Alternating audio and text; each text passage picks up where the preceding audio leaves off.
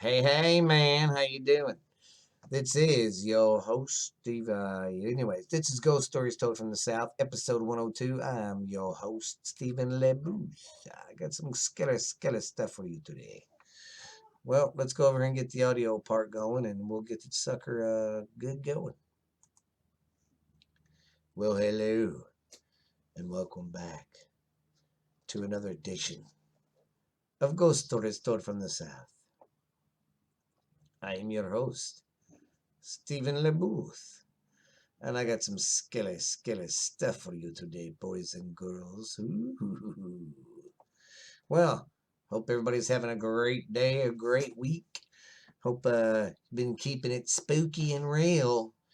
Just want to say thanks to everybody for your support and downloading and keep giving me more followers and stuff. Just want to say thanks, guys. It's amazing. It's a long journey, and it's awesome, dude. We're gonna be getting into season 3 pretty soon, and I'm ready. But yeah, I just want to give a quick shout out to everybody who follows and downloads and who likes the show and listens. So hope I don't screw it up too much with my dyslexic ass reading. When I'm all all right. But anyways, thank you guys. And if you're on the YouTube right now, hit that subscribe button. We're getting got more people on YouTube liking our stuff too. So I think it's gonna be great, man. It's gonna be great. But yeah, I guess I'll quit talking my ass off and we'll get on with some stories. What do you say, guys? Now these stories I got, excuse me, are from around America. Excuse me, and it's just haunted woods, creatures, stuff like that. What I found. So I'm gonna be doing that for a little bit, and then eventually I'll get back to just doing some ghost shit too. But without further ado, let's get on with our first story. Now remember, I do my editing while I podcast. So I ain't got to do it afterwards because that shit sucks. Anyways, where am I doing? Where am I at? Effects. Go here.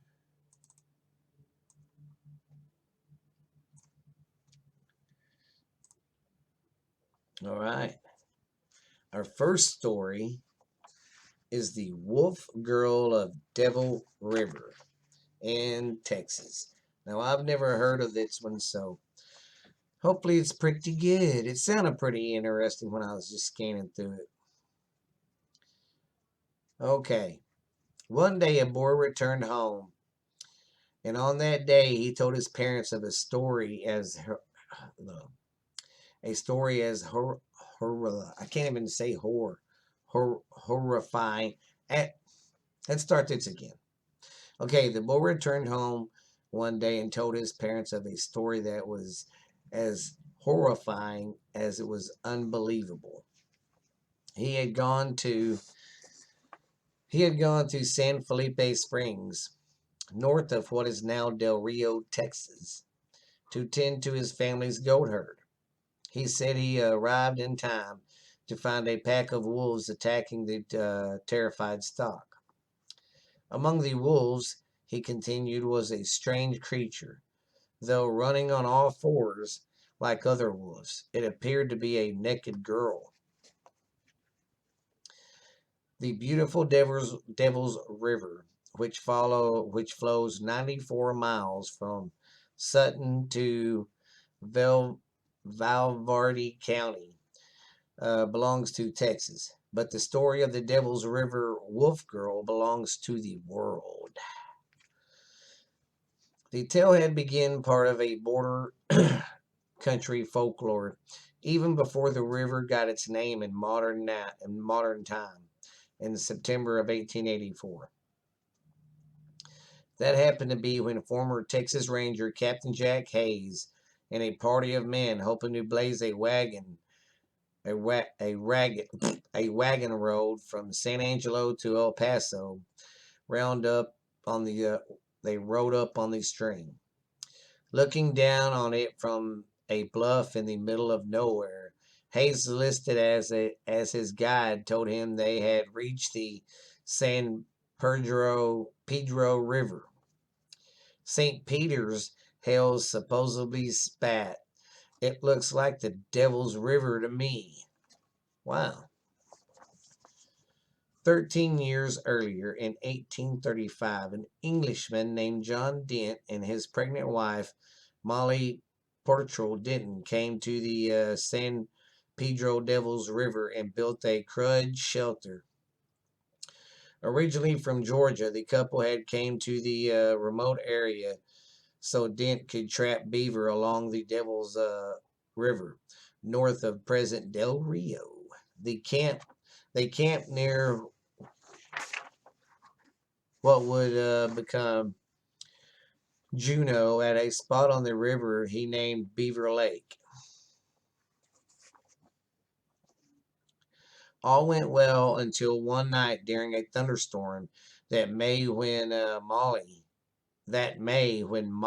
went out. Okay. All went well until one night during a thunderstorm that May when Molly went into labor. When it became evident that she was having problems, Denton saddled up to ride to the home of a Mexican goat herder to get help for his wife. After explaining the situation, Denton was struck by lightning and killed. Holy shit, that's messed up. Could you imagine getting through telling the story that your wife is in labor and having problems and he needs help, and pow, that's crazy. The goat herder and perhaps others rode to the lake only to find Molly dead. She clearly had managed to deliver her baby, but it was nowhere to be seen. Nothing nothing wolf tracks all around, nothing but wolf tracks all around the campsite. The Mexicans include, or I don't mean to say racist saying that, but that's what the freaking paper says. Anyways, they concluded a wolf had devoured the newborn. Decades later, the story goes, people began to see a naked girl running with the wolves. Though the boy who reported the first sighting was not believed, a couple of years later, a Mexican man said he had seen two large wolves and a naked girl ripping into the carcass of a freshly killed goat. As she neared the creatures, she said they ran off. At first, the girl traveled on her hands and legs, but eventually got up on her legs to keep up with the fleeing wolves. Soon others claimed to have seen the wolf girl at some point. No dates were given with its part of the story. A group of travelers rode out and managed to capture a couple of vigilantes. Guys, back then they had groups like this that would get together and go take care of some maybe Indians that killed a settler family, or a bad guy robbed a bank and killed someone, got away, or they'd just kind of get these parties together and take law into their own hands. So, well, that's what happened here. They captured the wolf girl in a canyon. The guys took her to a nearby ranch and offered her food and water and clothing, all of which she rejected. Locked in a room, she howled pitifully. Before long, other wolves answered her calls, and the howling kept getting closer and closer.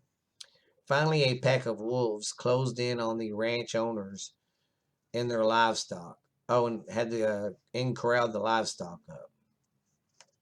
As the vigilantes shot to drive off the attacking wolves, the girl broke out of captivity and disappeared into the night with the other animals.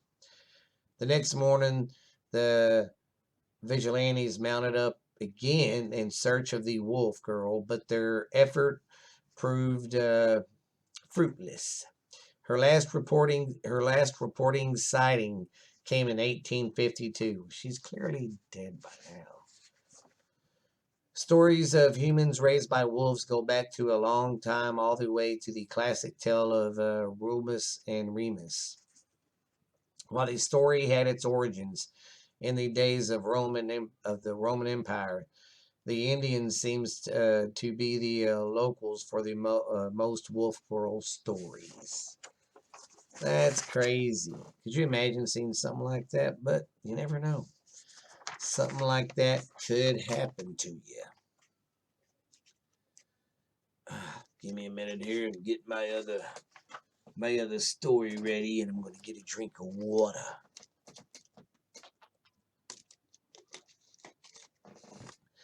All right, well, let's take a quick break and we'll get to the other story.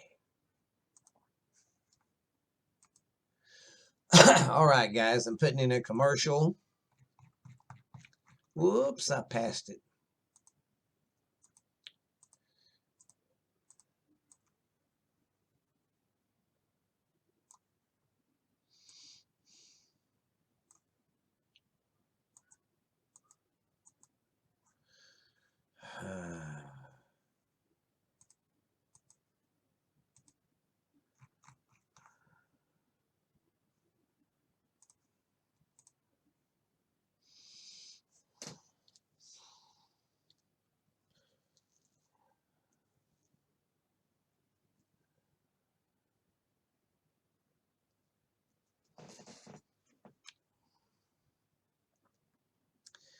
All right, let's see. Oh, I got to pick my... So I was sitting in the fucking video picking my face. The hell? All right, let's get on with the second story, my friends. Well, I hope you enjoyed that little commercial. Let's get on with the next story. The Old Housewoods in... Sorry, guys, I'm really having some technical shit today, and it's really making me mad. All right, the next story is the Old Housewoods in Virginia. Legend has it that there are several different treasures that were buried here. Oh, I don't know, but this is really... Oh! Fucking stop! Are you fucking done now?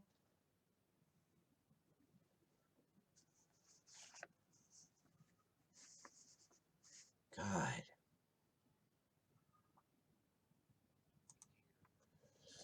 Okay, the legend has it. Sorry, guys, I'm having technical difficulties. Okay, over the past 2 centuries, there have been reports of paranormal and various sorts of creatures roaming these woods and the waters. The first of all, the name, the Old House Woods, may seem a bit strange, however. For years, in the middle of these woods of Heaven Beach Road, there is an old decrepitating house that stood for over a century and was subject to many ghostly encounters. As early as 1798, there have been eyewitnesses accounts of strange happenings near this stretch of woods. Travelers on horseback have claimed that their horses were spooked and very fearless, so they passed through these woods. Many say Many say that some who entered the house seeking treasures or otherwise were never seen again. Ooh. Folks living near the woods would report that their children would return from playing there all day, telling tales of seeing many strange things, such as a ghostly Revolutionary War soldier, skeleton pirates wielding swords, and strange glowing balls of light. That would scare the shit out of me as a kid. Some of these tales pulped local residents to forbid their children from entering those woods, especially at night. The old house burned to the foundation long ago, but the eerie stories continue still to this day. The first treasure, the first treasure that was ever lost, according to legend, was the pirates who were attracted by the allure of a marshy expanse of woodland of the White's Creek. Decided that it would be an excellent place for to bury some of their treasure. So they tied up along the banks of the creek and buried their booty, their treasure. That's what they called their treasure back then, booty. They buried their booty in the woods. It's said that unfortunately for the pirates that perished at sea in the terrible storm and was never able to receive their treasure. However, they return on occasion searching for their lost loot, as we all as you will see. In 1861, after the Battle of Winchester in England, Charles II fled Europe and headed for the Jamestown in the newfound territories in America to hide. After a fierce storm, his treasure ship mysteriously ended up on the White Rocks. Alrighty. Deciding to hide Charles's treasure for safekeeping in a remote stretch of forest. They began unloading the chest from the ship when suddenly they were ambushed and robbed. The perpetrators buried both the chest and the bodies of some of the crew in the woods. However, they were captured and put to death. It is said that the treasure chest of Charles II is still buried somewhere in the woods still to this day, guarded by the phantom crew that was buried with it. Many claim that sometimes at night, the lanterns and sounds of the phenom robbers who return to their plunder can be seen and heard in the night digging away in the darkness. That would be some weird shit. In 1781, during the Revolutionary War, when General Cornwallis was fleeing the Patriot advance, it is said that they, despite a large stash of gold and silver coins and other plunder taken from civilians in the Old Housewoods, they were never allowed to return to the area they surrendered, and it is believed that the British plundered is still hidden here to this day. Hence the saying of the Revolutionary soldiers marching through the Old Housewoods. Long ago, during the time when steamships were taking over the late 19th century, a fisherman reported that he was fishing just off the entrance of White Creek when a full-mast sailing ship appeared coming in front of the Chesapeake Bay. Oh, you gotta flip it, dummy.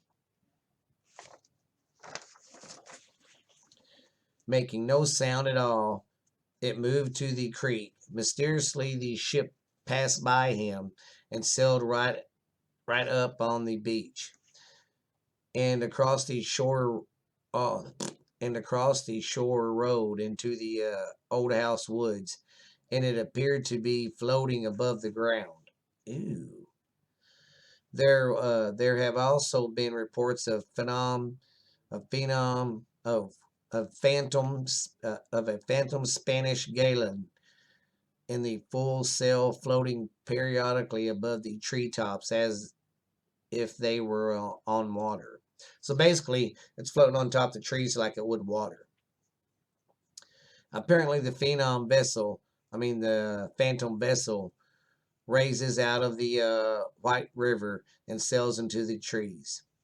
The ship would stop, and ghostly pirates would pour over the side of the ship and down on the ground. The phantom pirates have been seen roaming around as if searching for something. Some have been seen digging in certain spots in the Old Housewoods.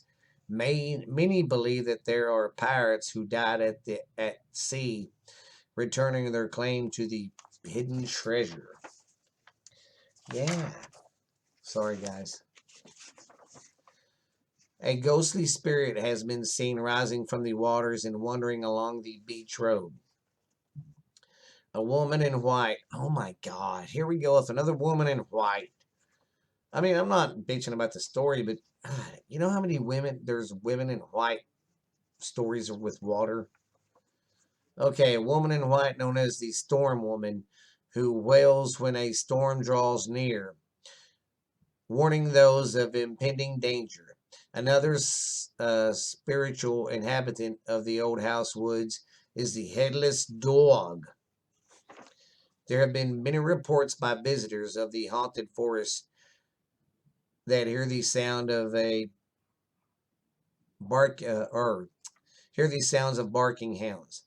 As the sounds draw near, to the horror of these witnesses, and headless black hounds would appear from the woods and begin to chase them out of the forest, only to eventually disappear into the darkness. Now that would be some crazy stuff. Many of these attempted to find the treasure of the Old House Woods. They have disappeared. So the people that have went to look for it disappear. Once a man entered the woods, searching for the lost treasure, and later his boat was found floating in the bay with with releases in it from the past. Oh, with relics from the past. I'm sorry. That's weird. His boat was found. He was gone, but there was relics from the past in there. This is a creepy place. We might have to check it out. However, the owner was never found. A previous, as previously mentioned, many who have entered the old house in the woods when it was still standing have never been seen again. Today, the stretch of forest known as Old House Woods is privately owned, and they do not appreciate trespassers. So if you go looking for the lost treasure, you better get their permission. I wouldn't look for it. I mean, yeah, it'd be cool to find, but the proof is in the pudding. Look how many people have gone missing. Yeah.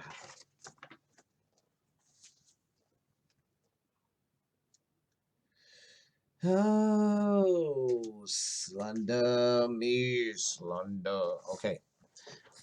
All right. Let's see how many more stories I got now. I still got one, two pretty good ones. All right. Sounds spooktacular.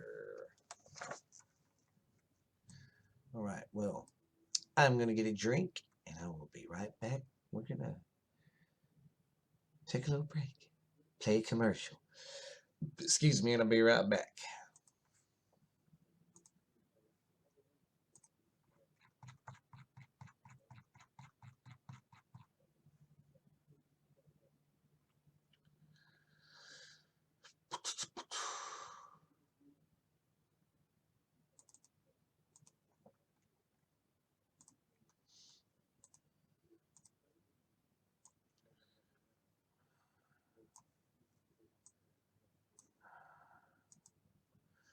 Oh, Lala May.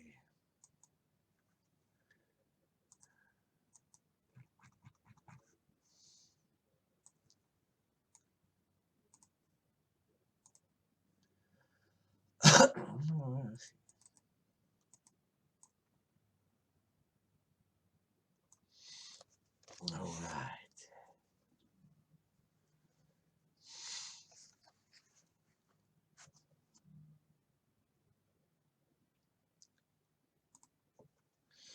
Okay, I hope you like that one. Our next story is the Freetown Fall River State. This is in southern eastern Massachusetts.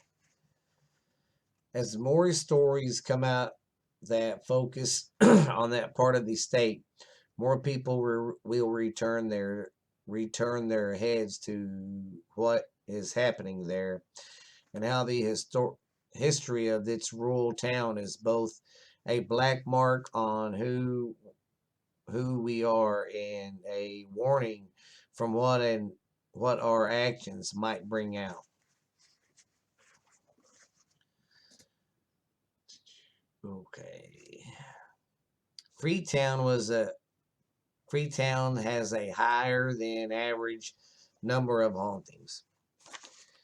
Most of the most are of the harmless nature. For example, there is a rumor of a ghost that haunts the police station there.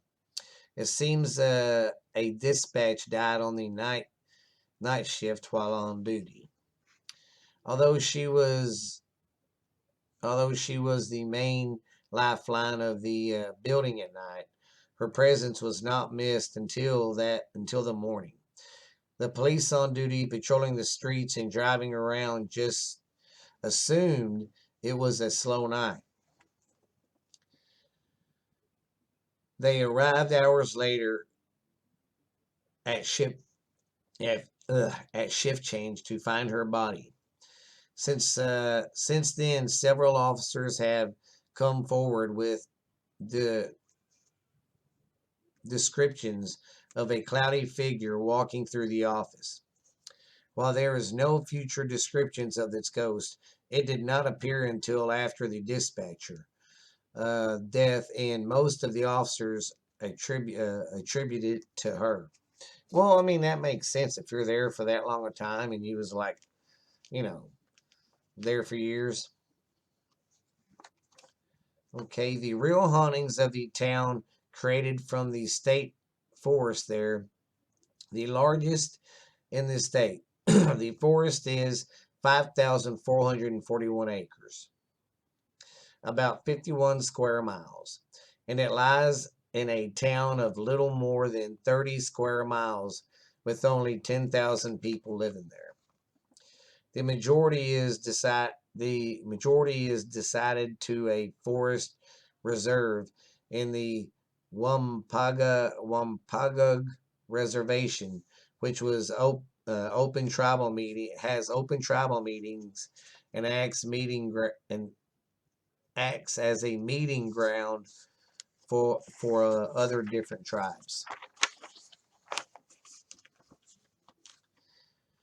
It seems to attract negative energy, though, from other parties of the state and draw it in, becoming the lightning rod for cults in the area and a symbol of the tension between current residents and the natives that once lived there. In 1978, one day before he was sent to get married, 32-year-old James Carter kidnapped 15-year-old Mary Lou Aruda and eventually killed her. Her body was found bound to a tree in 1983. A newborn baby was dumped. Oh my God. Wait, let's back that up. Okay. He killed her and her body was found bound to a tree. Oh, okay. No, okay. I thought they meant they found her in 1983. I was like, holy shit, was there anything left of her body? But no, this is a totally different incident. In 1983, a newborn baby was found dumped in the trash can at a rest stop along the highway that borders the forest. That's fucking sad. I don't like hearing that shit. It really makes me mad. In 1987, a drifter from a nearby town was found dead in the forest. And then in 1988, two men were shot multiple times and killed during a dispute over a girl, and a body was dug up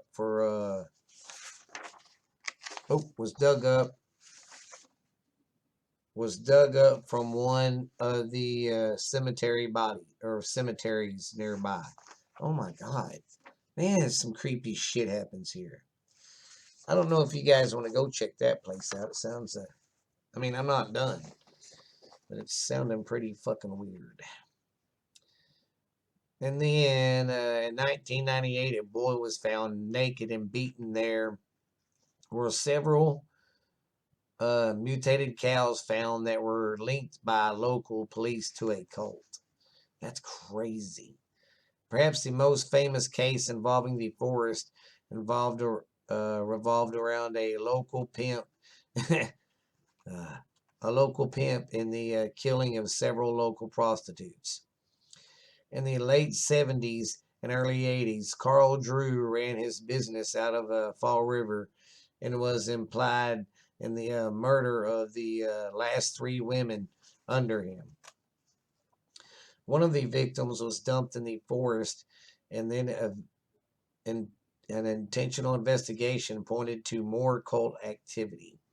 Several witnesses stepped forward saying Drew was the leader of a satanic cult and that the girls had been part of his need for human sacrifice. They also said that he had witnessed uh, black masses in the forest led by Drew. He was eventually found guilty and still remains in jail.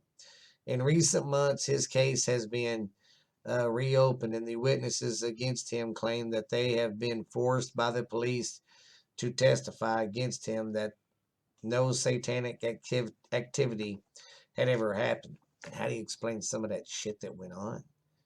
I mean, come on.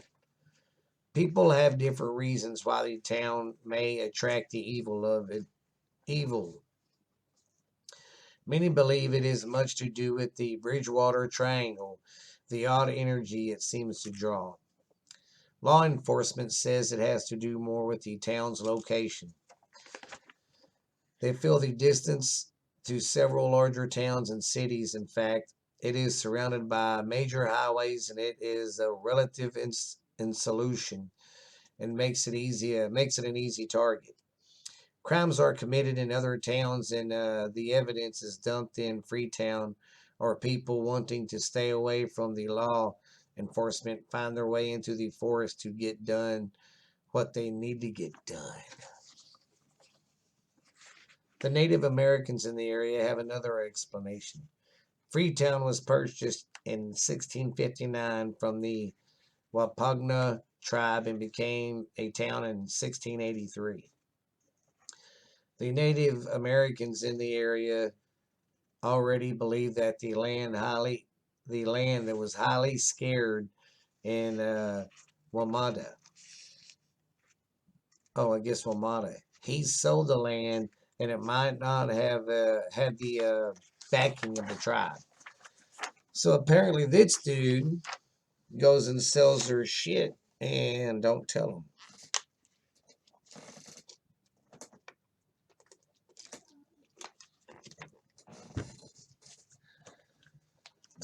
All right. Okay. Although the evil energy there seems to date back before then before the purchase of the property. This seems to mark the transfer, of course, to the settlers off to the Wampanga. Many feel that the events of the area have turned its once gentle spirits violent, attracting evil to it, and to return fed by evil. Physics have no A physic who has visited the area and the Native Americans both feel the horrible crimes and hauntings that will not stop until the tribe is given back the land. However, the Freetown State Forest is home to more than cults and unsolved murders. There are paths through the part of the forest that are large enough for a car, but people have learned not to drive them at night. A person traveling through kept seeing glimpses outside the window as he wind through the forest, speeding up. He saw a dark figure set up out of the forest and keep up with his car. With little effort, he disappeared. Other cars have been known to break down or have their lights mysteriously go out here. One group of people was walking the road, joking and having fun, and saw a person walking towards them. They ran back to their car and saw an old man coming straight at them. And they called back.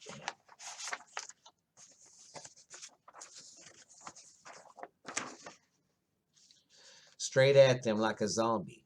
She was covered in dirt like she had been buried and walked up in the car, tried to reach in. Another area of high activity in the forest in the area known as the ledge.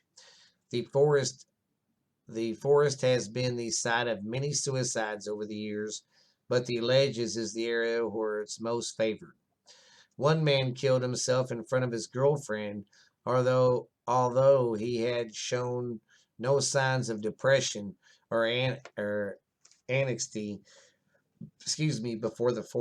before entering the forest. And she didn't, they weren't fighting or anything. He just fucking jumped.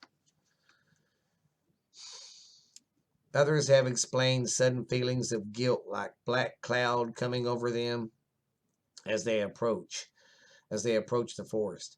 One man out fishing with some friends in the pond below the ledge witnessed 6 or 7 people coming straight down to the ledge towards them. They disappeared and then reappeared in different places in the rock until the fishers ran back to their truck nearby. The people were no longer there and would not have been able to make it down the rock and return back to the top that fast. So, watch out for that place, guys. That was a pretty good little story, I think. Shoot, I didn't realize how long these stories are going to be this week. I think I hit a good gold mine. Heck, that was just story 3. If I can ever get that. Okay. There's that. All right. I think after this big one I'm going to do right here, I'll cut it off for the rest of the night because this one's pretty big. It covers a lot. So it's a big trail too. So I'm going to go take a little break. We'll be right back. Yes, okay, my guys. Don't get too scared now. Go get you something to drink and relax. Then come back with Stephen LeBoux. I've got one more good story, and it's good. It's got the many tales. But we will be back. I can do a commercial.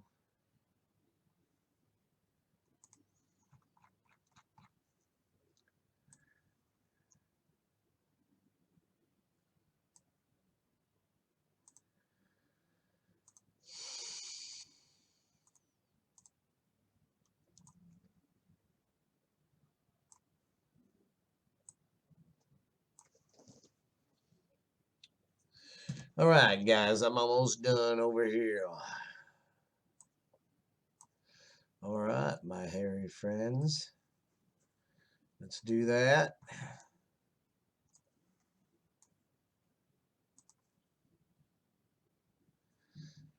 All right.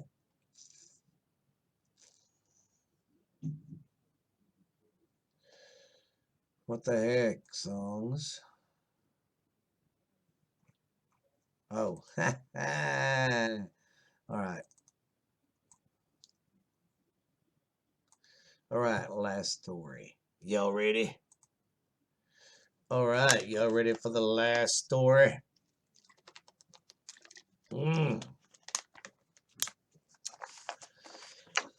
Last story of the day is of the Appalachian Trail.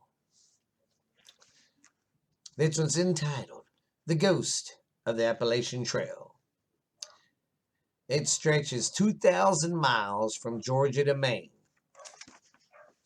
The Appalachian Trail covers some of the most rugged and stunning beautiful countries in the United States. winding its way over mountains, valleys, and it's beloved by hikers keen to experience the peace and the solitude of the wilderness, leaving the leaving the horrible borable of everyday life behind them.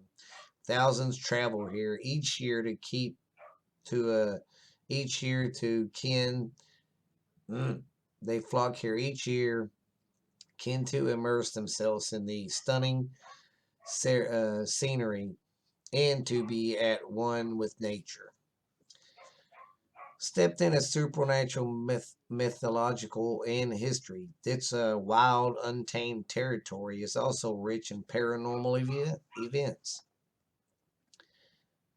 Camping beneath a canopy of stars or bucking down in the isolated cabins dotted along the trail, visitors to the area have taken up an old tradition. Like the generations and pioneers that come to tame these lands, one one ink black evenings with only the light of a fire illuminating their campsites. They recount the terrifying tales of the ghost of the Appalachian Trail in a land once inhabited by Native American Indians, and later the pioneering Scottish Irish story telling is woven into the very soul of the Appalachian Mountains. Isolated, forbidding, and harsh beyond belief, it is around a warm, crackling fire on a cold winter's evening, and tell tales from the past much have been deeply comforting. For the prisoners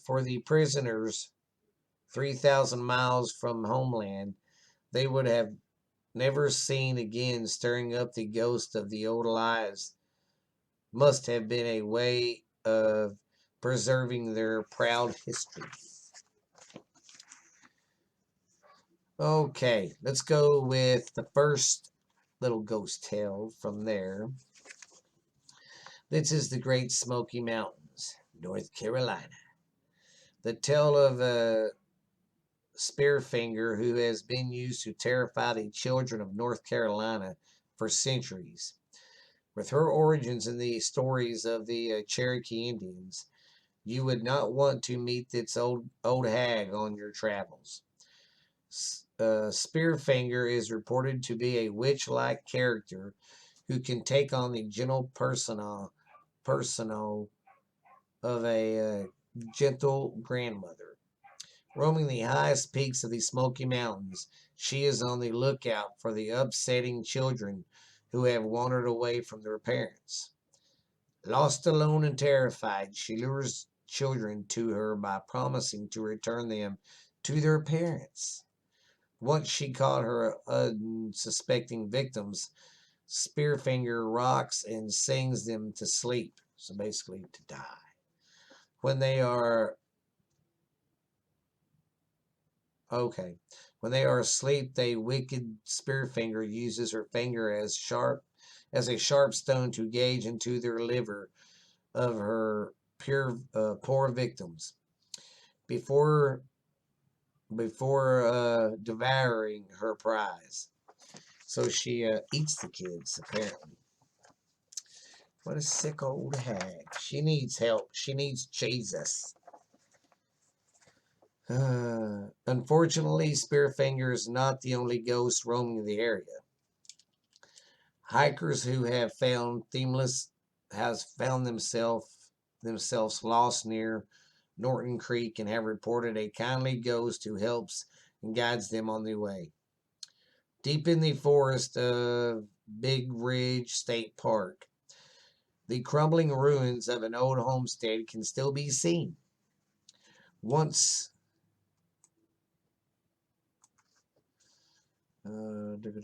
can still be seen. Okay, once the home of the Hutchinson family, visitors to the area reported describing paranormal activity around the decaying building. During the later part of the 19th century, the daughter of the household, Mary, became gravely ill. One evening, a group of neighbors decided to visit this sick girl, concerned for her welfare.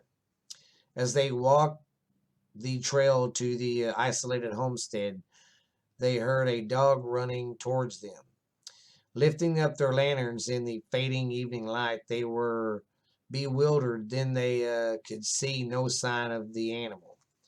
Eventually, the group continued to the house and arrived sometime later. Sadly, they were not in time to say goodbye to the dying girl.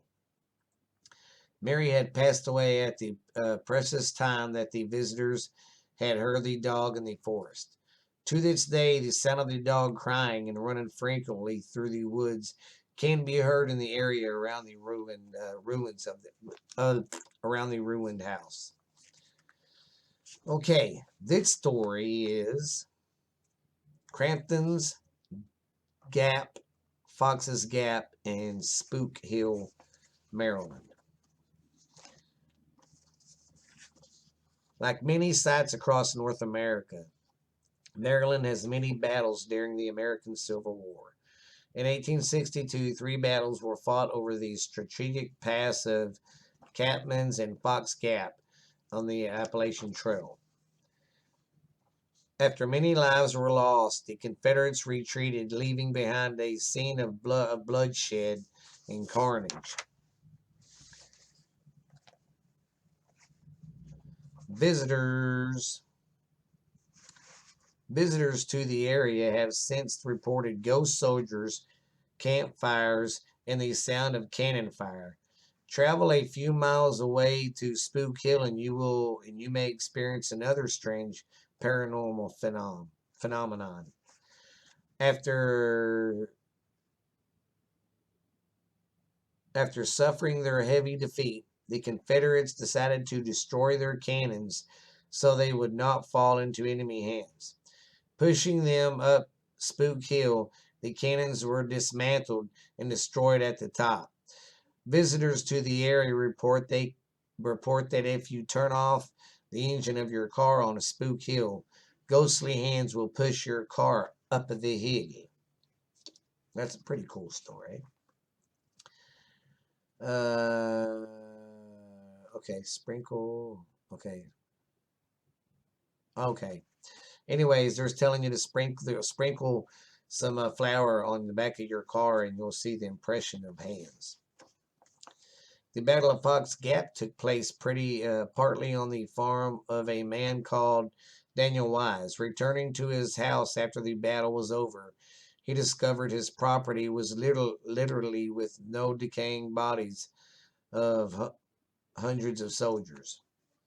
The Union Army, keen to move on, paid Wise $5 for each body he buried on his land. Unfortunately, 58 bodies were not given a proper burial, but tossed into an old well. God, see, man, that sucks. So you know their ghost is haunting there. All right, now we're going to go to... Now, this one sounds familiar, but I'm not real sure. So if it is, let me know. The Bluff Mountain and the Punch Bowl Shelter. This is in Virginia. The saddest of all these spirits that haunt the area around the Punch Bowl Shelter on Bluff Mountain. The ghost of a 4-year-old boy.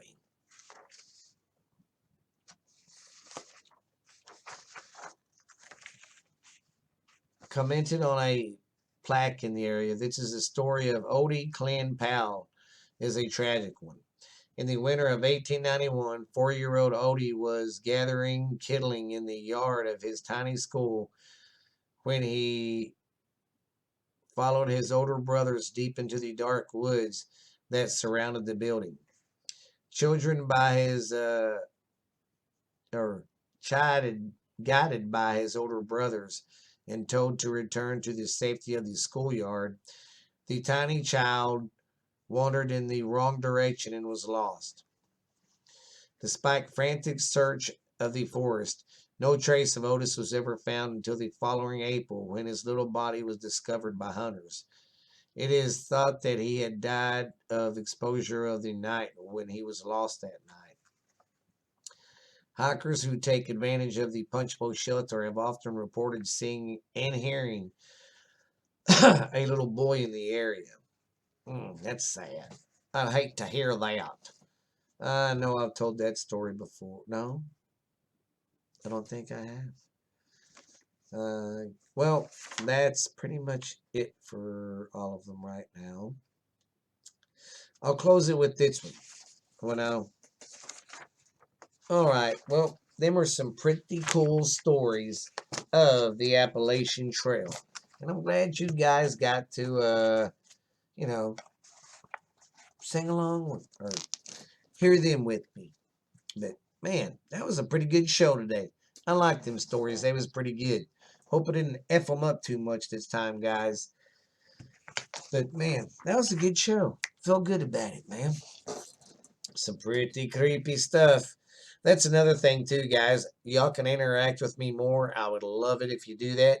Tell me what kind of stuff y'all would like me to look up. Or if you've been to any place at all. And it don't have to be a place that I'm talking about.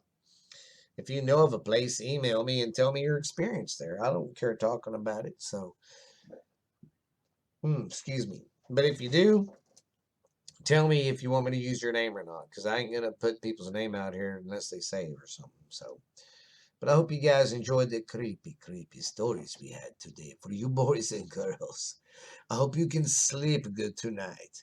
But this has been Ghost Stories Told from the South, and I am your host, Stephen LeBooth. We will see you later. Bye. And goodbye to you two guys.